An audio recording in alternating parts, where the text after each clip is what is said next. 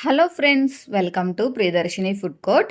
ఈరోజు టమాటో పచ్చిమిర్చి చట్నీ చేయబోతున్నామండి. చాలా అంటే చాలా టేస్టీగా ఉంటుంది. ఒక్క చుక్క కూడా ఆయిల్ అనేది యూజ్ చేయకుండా, చింతపండు కూడా ఎక్కడ యూజ్ చేయకుండా ఈ చట్నీని ప్రిపేర్ చేసుకుంటాము. ఇది విజయవాడ, గుంటూరు సైడు చాలా ఫేమస్. ఇది ఎలాంటి టిఫిన్స్‌లోకైనా సూపర్ టేస్టీగా ఉంటుందండి. ఇడ్లీ, దోసలోకి ఇంకా ఎస్పెషల్లీ మన విజయవాడ సైడ్ దొరుకుతాయి కదండీ చిన్న పునుగులు.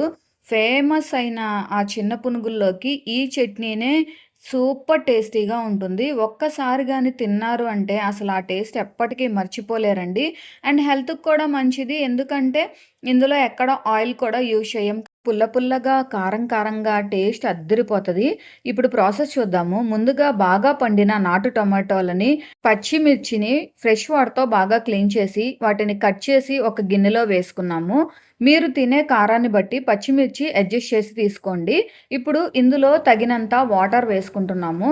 స్టవ్ ఆన్ చేసుకొని, స్టవ్ మీద ఈ గిన్నె పెట్టుకొని, ఈ వాటర్ అంతా కూడా దగ్గర పడే వరకు ఉడికించుకోవాలి. ఇంకా ఎవరైనా మన ఛానల్‌ని సబ్స్క్రైబ్ చేయకుండా వీడియో చూస్తున్నట్లయితే తప్పకుండా ప్రియదర్శిని ఫుడ్ కోర్ట్ ఛానల్‌ని సబ్స్క్రైబ్ చేయండి. ఈ రెసిపీ నచ్చినట్లయితే ఈ వీడియోని లైక్ చేయండి. చూసారు కదా! ఈ వాటర్ అంతా కూడా ఎగిరిపోయే వరకు ఇలా ఉడికించుకున్నాము. పచ్చిమిర్చి, టమాటోలు సాఫ్ట్‌గా అయ్యాయి కదా! ఇవి కొంచెం చల్లారిన తర్వాత మిక్సీ జార్‌లో ఈ టమాటోల్ని, పచ్చిమిర్చిని వేసుకున్నాము. రుచికి తగినంత సాల్ట్, 1 టేబుల్ స్పూన్ జీలకర్ర, కొత్తిమీర, పుదీనా, కరివేపాకు, వెల్లుల్లి వేసి మిక్సీ పట్టుకోవాలి. మరీ మెత్తగా మిక్సీ పట్టుకోకండి. ఒక్క పల్స్ ఇస్తే చాలండి. చక్కగా మెత్తగా అయిపోతది. ఇందులో ఎక్కడా కూడా మనము చింతపండు అనేది యూజ్ చేయలేదు. అండ్ వాటర్ కూడా ఎక్కడ యాడ్ చేయకండి.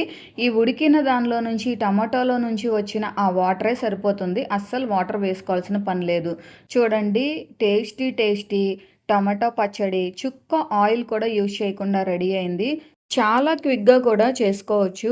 చిన్న పునుగుల్లోకి ఈ చట్నీ వేసుకొని తింటే ఆ టేస్ట్ నెక్స్ట్ లెవెల్‌లో ఉంటుంది. ఓన్లీ పునుగుల్లోకే కాదు, ఇడ్లీ, దోస, ఈవెన్ రైస్‌లోకి కూడా అద్భుతంగా ఉంటుంది. మీరందరూ తప్పకుండా ఒకసారి ట్రై చేసి మీకు టేస్ట్ ఎలా వచ్చిందో మాకు కామెంట్ చేయండి. ఈ రెసిపీ నచ్చినట్లయితే ఈ వీడియోని లైక్ చేయండి, షేర్ చేయండి. మా ఛానల్‌ని తప్పకుండా సబ్స్క్రైబ్ చేయండి.